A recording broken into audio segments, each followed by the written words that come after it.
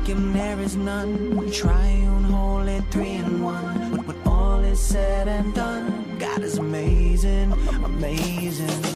Let me welcome to the podium Dr. Wood.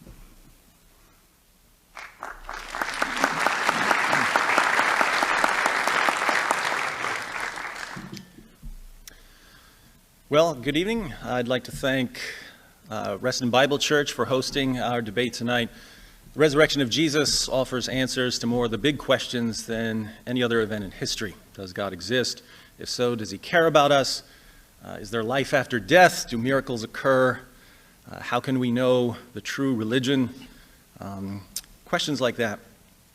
And we had our answers to these questions when a group of women showed up at the tomb of Jesus and were greeted by an angel who said, "Do not be afraid, for I know that you are looking for Jesus who was crucified. He is not here, he has risen, just as he said." The early Christians defended this proclamation against critics, and it's an honor to carry on that defense nearly 2,000 years later. I'd also like to thank my friend John for representing the atheist position. This is my third debate with John, and his dedication continues to amaze me. I don't think Christians appreciate the sacrifice many of our atheist friends make when they spend so much of their time talking about Christianity. Anyone can understand why Christians want to discuss these issues. We believe they have eternal significance. But for atheists who are convinced that their existence ends in just a few decades, to spend those decades unwaveringly focused on Jesus and the Bible, we can only marvel that they're so generous with the little bit of time they've got. If I didn't know better, which I don't, I might think there's something spiritual going on here. But more on this later. We love you, John. You're a good man, David.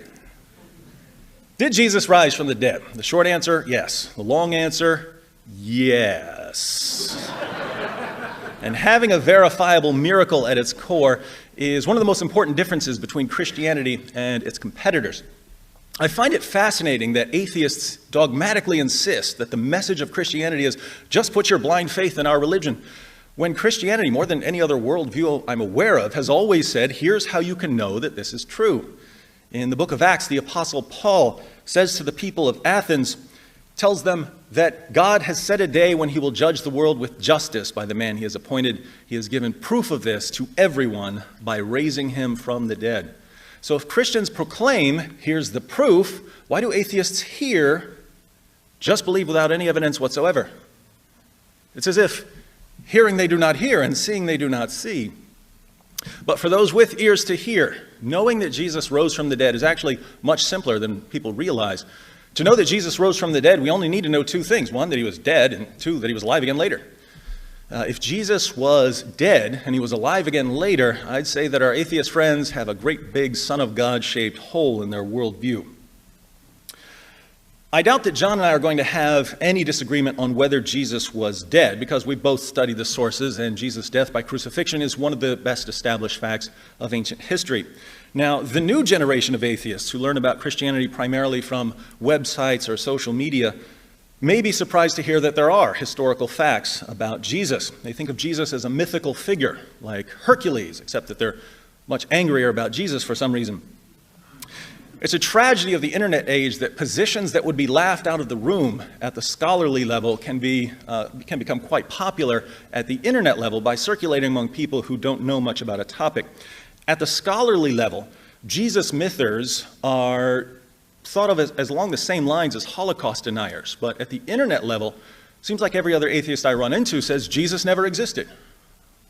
Really? Well, what books have you read on this? None, but I watched like 3 YouTube videos, so I'm obviously more knowledgeable than every respected scholar on the planet. Meanwhile, even some of the most critical historical Jesus scholars will acknowledge certain facts about Jesus. That he was baptized by John the Baptist, that he had disciples, that he was known as a miracle worker and an exorcist, that he believed he played a crucial role in the coming of the kingdom of God, and of course that he died by crucifixion. The scholarly consensus on Jesus' death arises from having a variety of ancient sources. There are Christian, Jewish, and Roman sources reporting Jesus' death, and knowing how crucifixion works.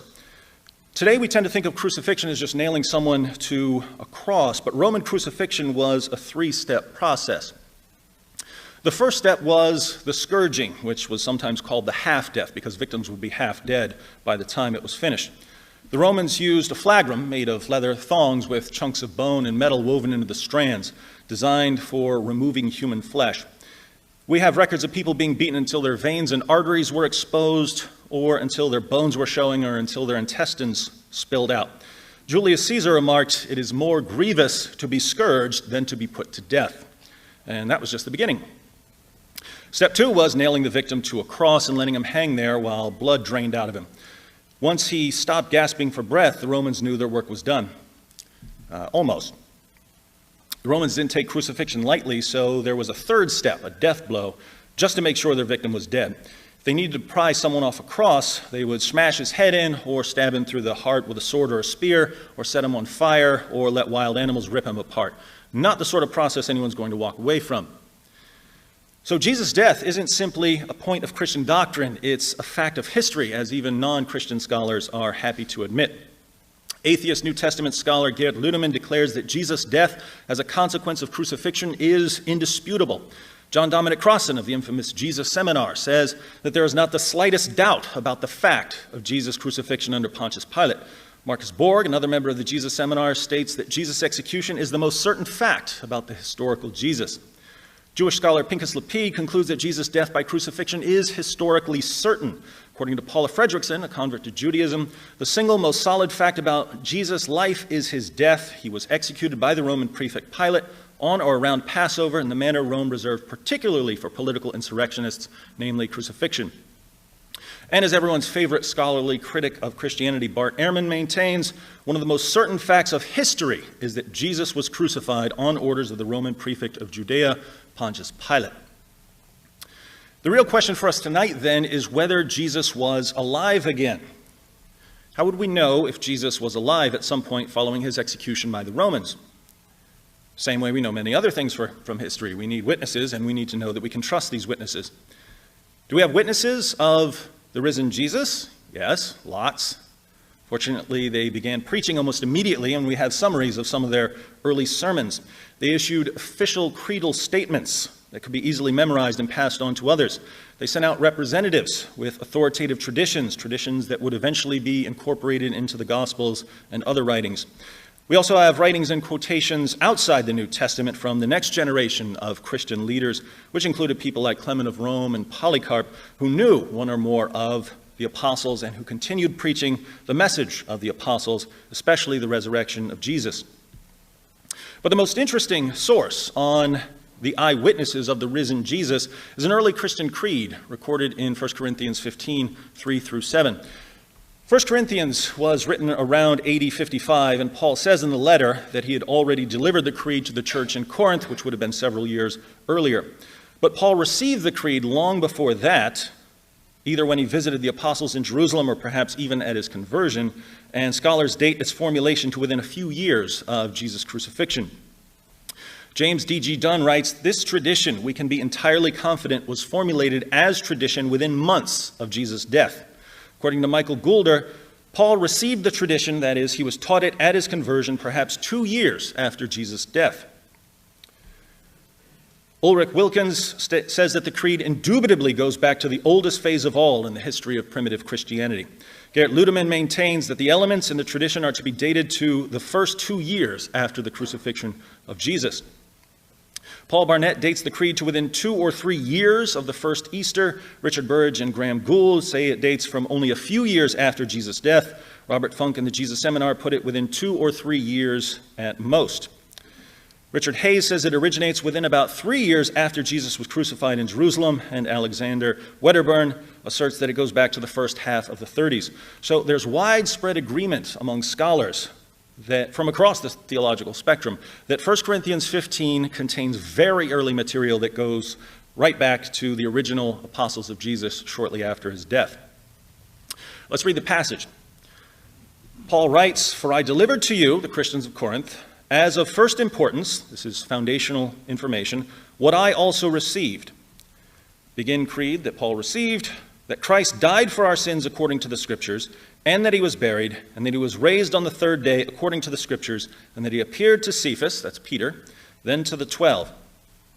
After that, he appeared to more than 500 brethren at one time. Paul is writing this years later, so he adds parenthetically, most of whom remain until now, but some have fallen asleep. Then he appeared to James, then to all the apostles. The original would have ended with the appearance to all the apostles, but Jesus appeared to Paul later, so Paul adds, and last of all, as to one untimely born, he appeared to me also. Notice what we have here. We have Jesus' death for sins, his burial, his resurrection on the third day, and numerous appearances, and we have all of it as authoritative tradition within a few years, if not within months, of the crucifixion. As for the appearances, there are appearances to individuals, Peter, James, the brother of Jesus, and eventually Paul, to small groups, the 12 and all the apostles, and to a large group. He appeared to more than 500. The list also reports appearances to both friends and foes. Peter and the apostles were followers of Jesus during his 3-year ministry, but James and Paul weren't. James didn't believe that his brother was the Messiah when Jesus was preaching in Galilee and Judea, and Paul persecuted the church and tried to destroy it. Yet they're all listed as witnesses who saw Jesus alive again sometime after his death. This passage eliminates 2 skeptical responses to Jesus' resurrection, the legend hypothesis and the hallucination hypothesis. At the internet level, there are still people who claim that Christian belief in Jesus' resurrection arose through a process of legendary development over a period of many decades. But this is factually false. We know as a fact of history that the resurrection was the heart of Christian preaching from the beginning. You also may have heard people argue that Jesus' disciples simply hallucinated the resurrection appearances. But a hallucination, by definition, is something that occurs in the mind of the person experiencing it. If my friend Paul here takes a bunch of acid and a leprechaun appears to him, the rest of us aren't going to ask for his pot of gold because we're not going to see him. It's only in Paul's mind. The leprechaun doesn't exist outside of his mind. So we can't attribute the resurrection appearances to legend or hallucinations. Jesus appeared to multiple people on multiple occasions. Can we attribute them to deception? Were the disciples lying about the appearances? That's what I thought before I was a Christian.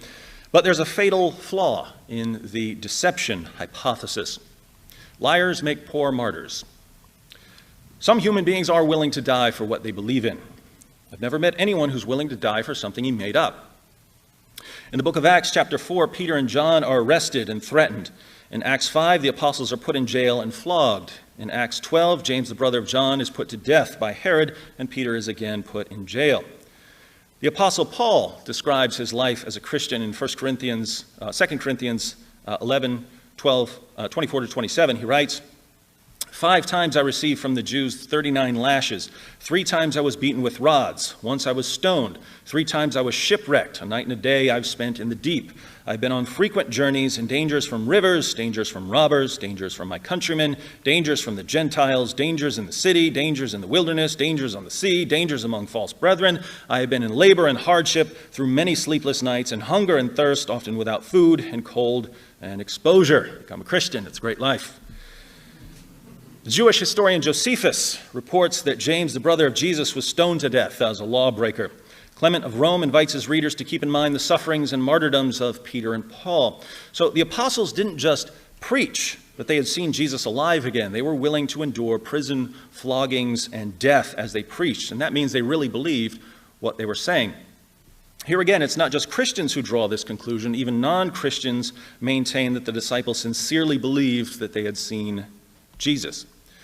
Gerrit Ludemann, it may be taken as historically certain that Peter and the disciples had experiences after Jesus' death in which he appeared to them as the risen Christ. Bart Ehrman, we can say with complete certainty that some of his disciples at some later time insisted that he had soon appeared to them, convincing them that he had been raised from the dead. Bart Ehrman again, it is a historical fact that some of Jesus' followers came to believe that he had been raised from the dead soon after his crucifixion.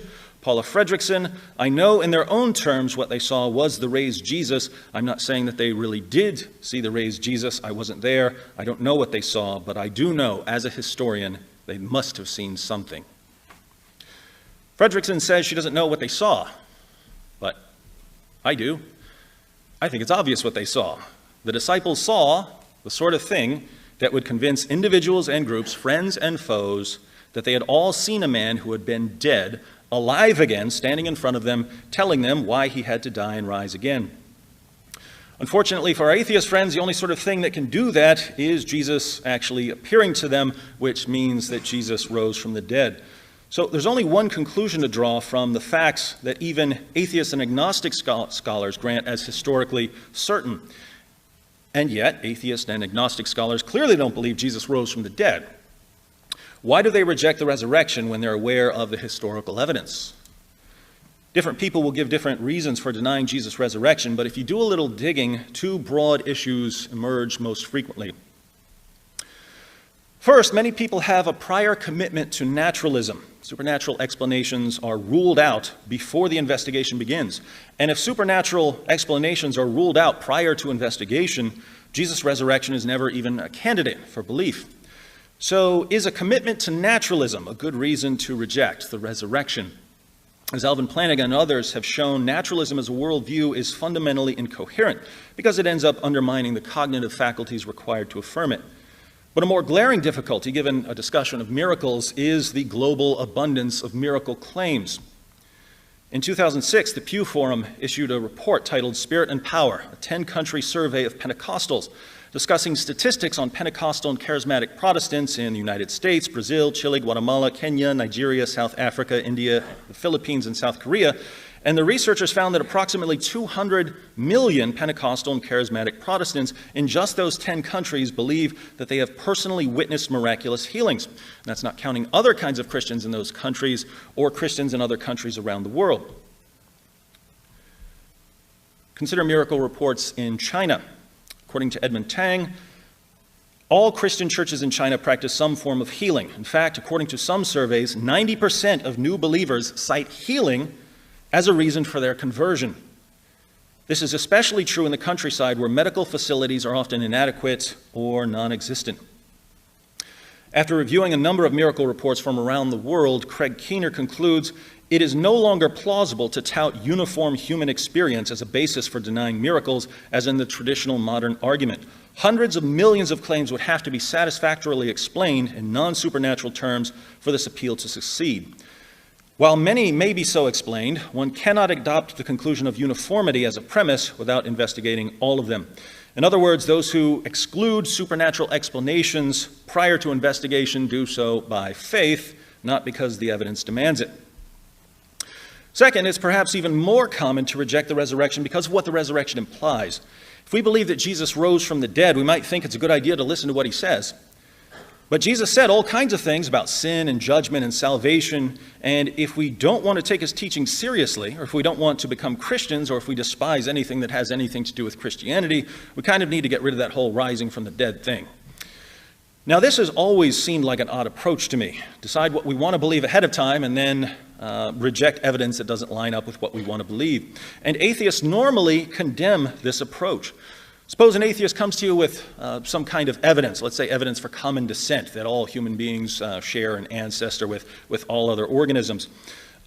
If your response is, well, I don't like what that would mean, I don't like what common descent implies, so I'm going to reject any evidence you give me for it, the atheist will accuse you of being anti-science and anti-evidence and irrational and bigoted and every other thing you can think of. But then if you turn to that same atheist and present historical facts about the resurrection of Jesus, you'll suddenly find that heaven and hell and the Salem witch trials and gay wedding cakes and all kinds of other topics are entering into his evaluation of whether Jesus was dead and whether he was alive again afterwards. Feelings become the ultimate trump card.